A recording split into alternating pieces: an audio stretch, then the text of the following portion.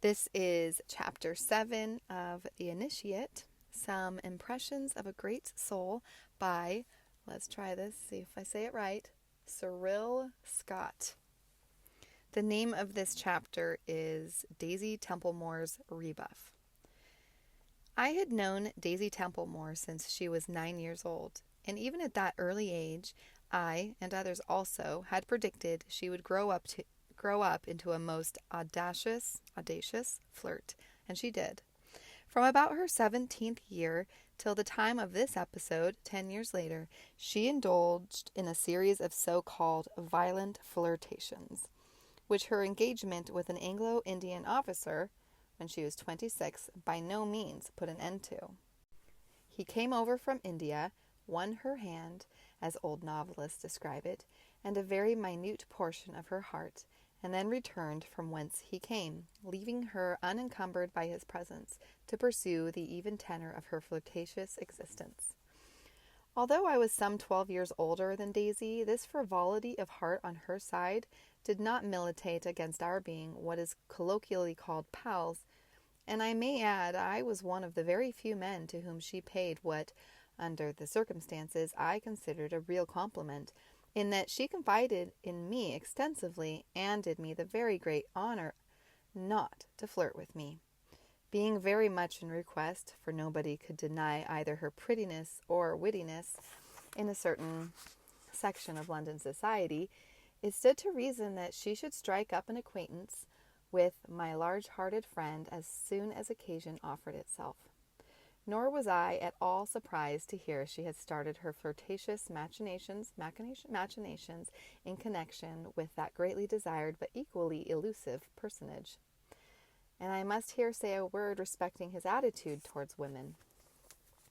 If one could imagine that a beautiful landscape were endowed with a human faculty of talking and enjoying and suffering, as well as merely being beautiful, and if one could further imagine its beholder admiring, sympathizing, but of course never feeling any desire for ownership, in other words, asking nothing whatever from that landscape but that it should merely be itself, one might get an inkling of this highly evolved man's attitude towards the opposite sex. Indeed, I might add, towards everybody and everything. His feeling towards mankind was one of intense kindliness, which can only be described by the word love.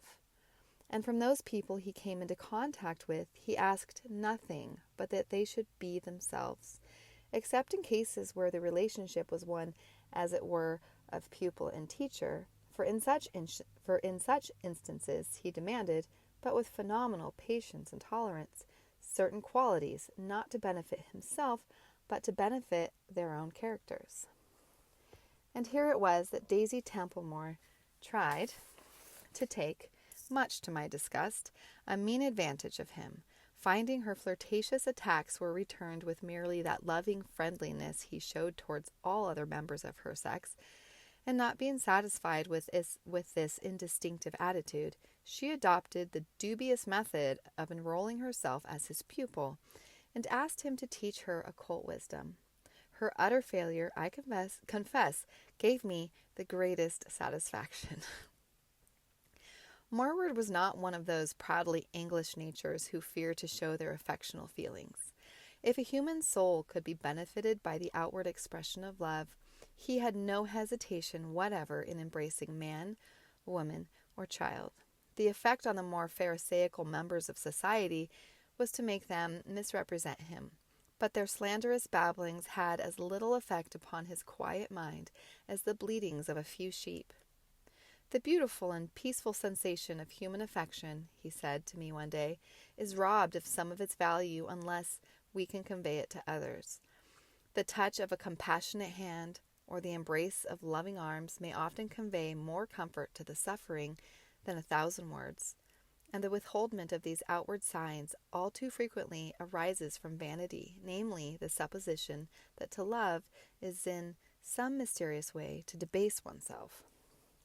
Whether Daisy was really taking him in is a matter I speculated upon to a considerable extent. and I even went so far as to warn him of her designing nature. However, he merely laughed and said his eyes were not easily blinded by feminine attractiveness, and there the matter ended for the time being. Then one day I ran across a certain Miss Dickinson, who professed herself about the only female friend Daisy possessed, and who told me a few things which caused my speculations to be renewed. "Your ascetic friend does not seem quite so invulnerable as some people suppose," she began. "Oh, indeed," said I. "What is happening now?" "Well, haven't you heard about Daisy and him?" "Not anything particular," I said. "Well, then you are behind the times." "Perhaps," I said, affecting scant interest. "Haven't you heard he's in love with her, and that she, at any rate, pretends to be greatly perturbed on account of her fiancé?" I felt an inward rage. "Who told you this?" I demanded, somewhat hotly. "Bless me, it's common talk." "Well, it's common balderdash." "Well, you needn't get annoyed," said she. Daisy is always up to this silly game, and really I am no longer amused at it," I returned with unabated annoyance. "It is all very well to flirt, but when she pretends, first that a man is in love with her, and then that she is upset about it, well, it's worse than ridiculous. I suppose she told you this herself?" I added, more quietly. Miss Dickinson hesitated. "Well, she obviously did," I inferred. "Well, I bet you anything you, like Morward, is not in love with... I'll bet you more than anything you, like Morward, is not in love with her for an instant." Oh, okay, I get it. "I bet you anything you like."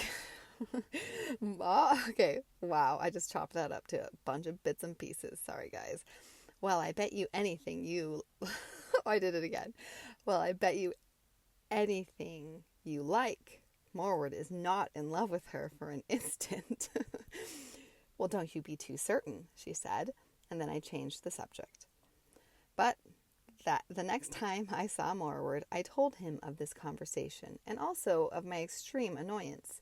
Again, he only laughed with a quiet sort of amusement, as if he were quite blind to anything but the humorous side of the matter.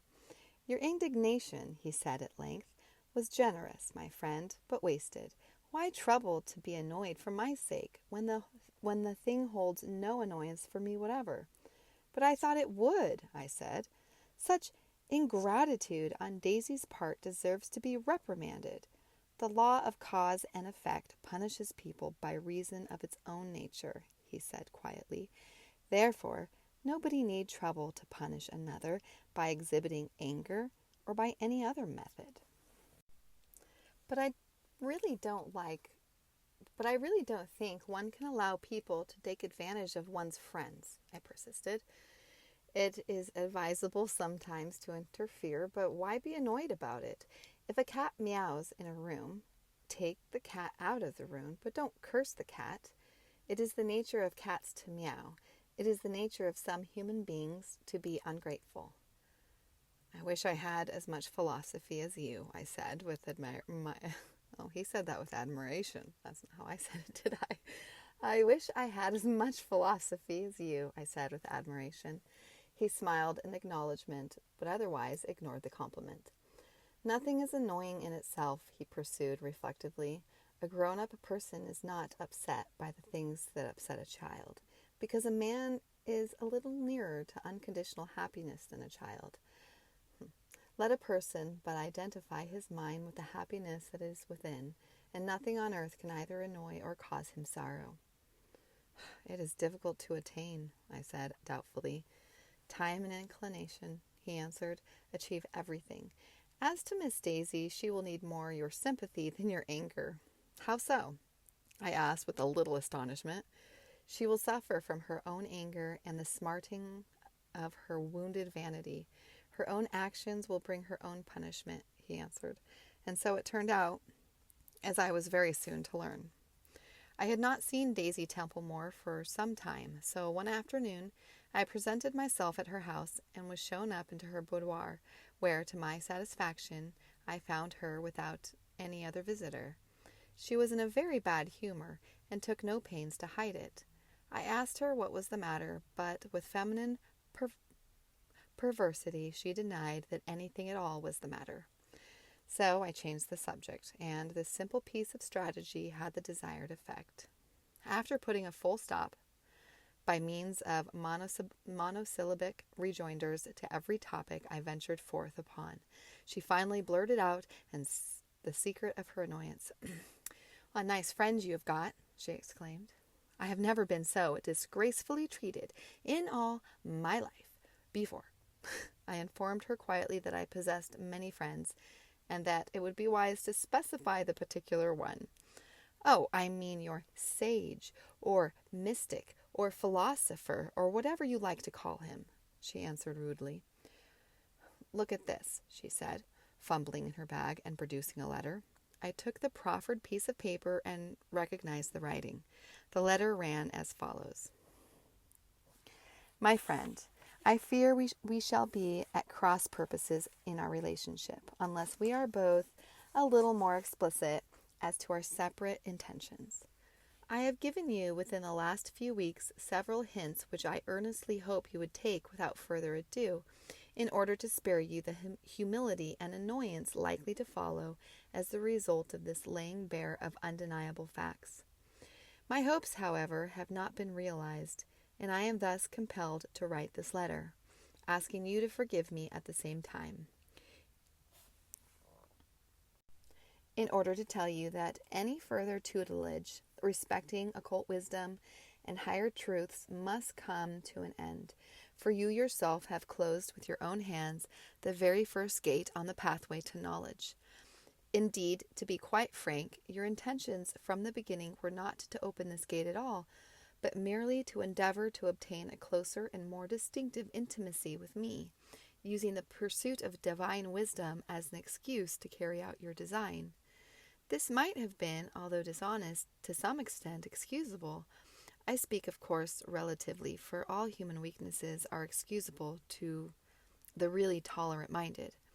Had you been actuated by motives of love rather than absolute and undeniable vanity, the latter being the case, however, I cannot, in any sense whatever, encourage a quality in you which must inevitably, sooner or later, result in your downfall. And I am constrained to apprise you of the fact in a manner admitting of no further ambiguity whatever. 3 times you have written letters full of reproach for the infrequency of my visits, and also of my invitations, pointing out, on the one hand, that I am an unenthusiastic teacher where you are concerned, but on the other hand, an enthusiastic one where Mrs. H. is, and she, as you ungenerously imply, being a less worthy pupil than yourself on account of what you and others term her past. My friend, let me point out to you that there are pasts and pasts, and that much shall be forgiven those who have loved much.